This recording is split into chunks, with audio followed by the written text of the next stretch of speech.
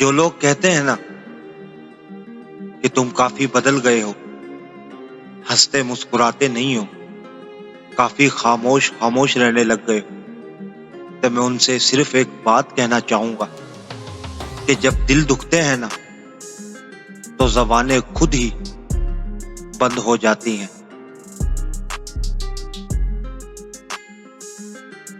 वक्त के समझाने का तरीका तल्ख और सख्त होता है, मगर वक्त की समझाई हुई बात हमें सारी उम्र के लिए याद रह जाती है।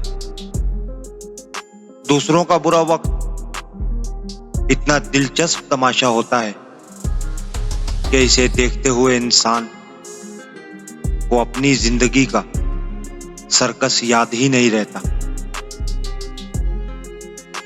जिंदगी अपने हिसाब से जीनी चाहिए। लोगों को खुश करने के चक्कर में तो शेर को भी सर्कस में नाचना पड़ता है।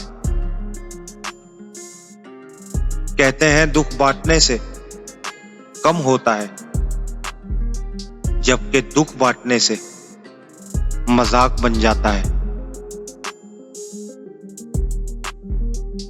वालिदैन को बीमारी कम और औलाद की नाफरमानी ज्यादा तकलीफ देती है।